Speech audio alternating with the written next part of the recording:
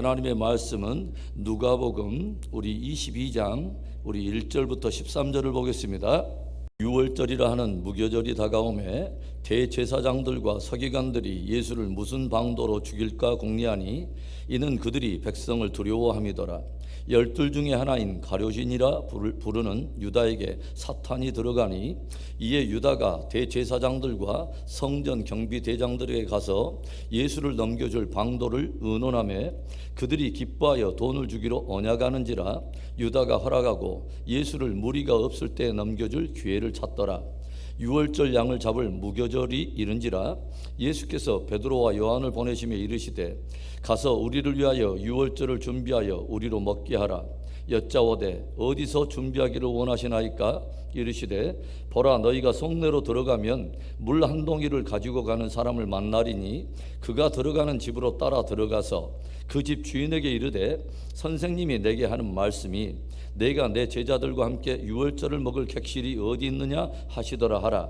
그리하면 그가 자리를 마련한 큰 다락방을 보이리니 거기서 준비하라 하시니 그들이 나가 그 하신 말씀대로 만나 유월절을 준비하니라. 오늘 누가복음 22장은 서서히 예수님의 순환이 시작되는 장면을 우리에게 보여주고 있습니다. 예수님의 고난과 죽음은 이스라엘의 절기인 유월절을 배경으로 이루어지는데요, 유월절이 무교절 절기가 시작하는 첫날과 맞물려 있기 때문에 오늘 누가는 1절에서 유월절이라 하는 무교절이 다가오며 하면서 유월절과 무교절을 한 절기로 그렇게 묘사를 하고 있습니다. 오늘 말씀을 통해서 우리가 주목하게 되는 캐릭터가 있습니다. 첫 번째는 유월절 양이 되신 예수님이십니다.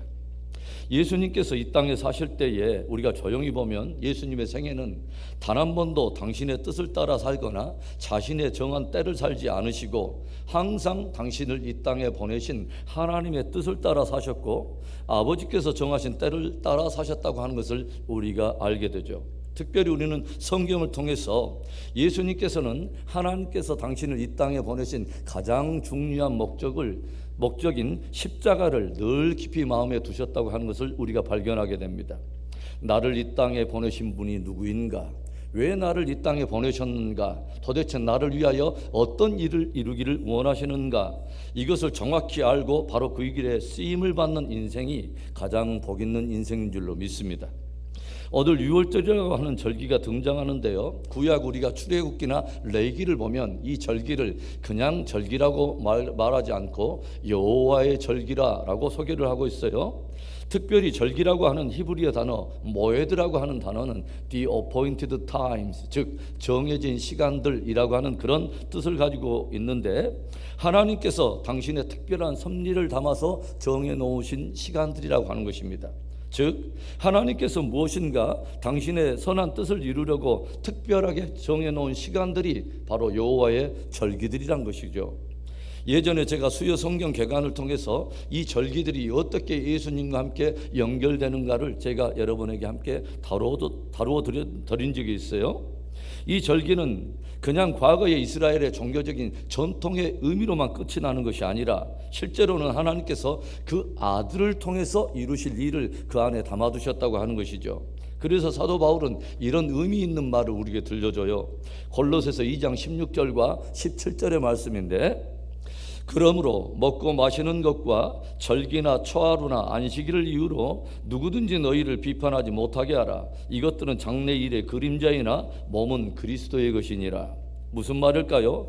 절기나 안식일이 가지고 있는 그 의미에 대해서 지나치게 사람들과 펼치는 변론을 피하라는 것입니다. 왜냐하면 이것들은 장래 다가올 아주 중요한 것에 대한 그림자요, 그 실제적인 리얼리티, 성취는 예수 그리스도로 말미암아 이루어진다고 하는 것입니다. 그러니까 절기는 예수님을 통해서 이루실 일을 하나님께서 절기 안에 담아두셨고 그 모든 성취는 예수님을 통해서 이루어지게 될 거라고 하는 거죠. 그래서 예수님은 다른 절기에 죽으시는 것이 아니라 바로 유월절 절기에 과거 이스라엘 백성들이 함께 모여서 유월절이 되면 항상 양을 잡았던 바로 그 시간에 십자가에 달려서 유월절 어린 양이 되셔서 돌아가신 것을 우리가 알게 된다고 하는 거죠. 이 사건은 절대로 우연이 아니고 하나님의 섭리 속에서 이루어진 사건이라고 하는 것입니다. 그래서 사도 바울은 또 이런 말씀을 우리에게 들려줘요. 고린도전서 5장 7절에 너희는 누룩 없는 자인데 새 덩어리가 되기 위하여 묵은 누룩을 내어버리라. 우리의 유월절 양 곧 그리스도께서 희생되셨느니라. 사도 바울은 예수 그리스도를 유월절 양이라고 그렇게 가르치고 있어요. 그래서 유월절 양이 되신 예수 그리스도의 희생으로 말미암아 구원을 받은 성도들아, 이제는 우리가 그와 함께 연합한 새 몸을 이루기 위해서, 새 사람, 새 덩어리를 이루기 위해서 과거의 묵은 죄악의 누룩과 구습을 쫓는 옛사람의 썩은 누룩을 다 버리라 라고 도전하고 있는 것입니다. 예수님이 하나님의 뜻을 이루기 위해서 기꺼이 유월절 어린 양이 되신 것처럼 늘 우리를 향한 하나님의 뜻을 묻고 그 뜻을 이루는 자리에 나를 내어드리는 복된 저와 여러분의 신앙이 되기를 주의 이름으로 축원합니다. 오늘 말씀을 통해서 우리들이 또 깊이 주목하게 되는 또 한 사람의 캐릭터, 사탄의 하수인이 된 가룟 유다입니다. 오늘 우리는 하나님을 잘 섬기고 절기를 준비하는 그 거룩한 일을 하면서도 한편으로는 사람을 죽이는데 혈안이 되어 있는 대제사장들과 서기관들의 외식되고 악한 모순을 우리가 보게 되죠. 왜 저들이 예수님을 붙잡으려고 하는 것일까요? 그냥 붙잡는 정도가 아니라 왜 잡아서 죽이려고 그렇게 혈안이 되어 있을까요? 저들 안에 있는 탐욕 때문에 그렇습니다. 자기들 위에 있는 그 권력을 가지고 기득권을 지킴으로 자신들이 품고 있는 탐욕을 채우려고 하는 것이죠. 우리는 예배를 집전하는 지도자들 안에도 그렇게 무서운 탐심이 자리하고 있는 그런 외식이 자리하고 있을 수 있다고 하는 것을 우리가 경고를 받게 되죠. 기득권과 권력의 눈이 멀게 된 그 탐심은 저들의 영적인 모든 눈을 다 멀게 만들고 하나님의 아들조차도 잡아서 죽이는 일에 혈안이 되게 그렇게 만들어 버렸다고 하는 거죠. 그러나 저들은 백성들을 두려워했기 때문에 그 일에 섣불리 나서지 못하고 다들 그 때를 기다리고 있는데 마침 저들의 이 탐욕을 채워줄 한 사람이 저들을 찾아옵니다. 예수님과 3년이나 동행했던 사람, 나름 제자 공동체에서 신임을 얻었기 까닭에 돈깨를 맡고 있었던 사람, 가룟 유다가 종교 지도자들에게 찾아와서 저들이 죽이려고 혈안이 되어 있는 바로 그 예수님을 넘겨주기로 함께 그렇게 약속을 맺게 되었다고 하는 것이죠. 그리고 저들의 이 환상적인 거래를 통해서 종교 지도자들과 가룟 유다, 이들은 각기 서로의 탐욕을 채우게 되었습니다. 우리는 가룟 유다의 이 불의한 일에 대해서 성경에 들려주고 있는 의미 있는 말 한 구절을 우리가 보게 되는데 3절의 말씀입니다. 12 중에 하나인 가룟이라 부르는 유다에게 사탄이 들어가니. 가룟 유다에게 뭐가 들어가요? 사탄이. 늘 탐심을 품고 있던 가룟 유다 안에 마침내 사탄이 들어가게 되었다고 하는 거죠. 그리고 가룟 유다는 주님으로부터, 하나님의 아들이신 주님으로부터 너는 차라리 나지 않았으면 좋을 뻔했다고 하는 무서운 말씀을 듣게 되고, 결국은 스스로 자결할 뿐만 아니라 용서받을 수 없는, 영원히 용서받을 수 없는 심판에 던져지는 비운을 맞게 됩니다.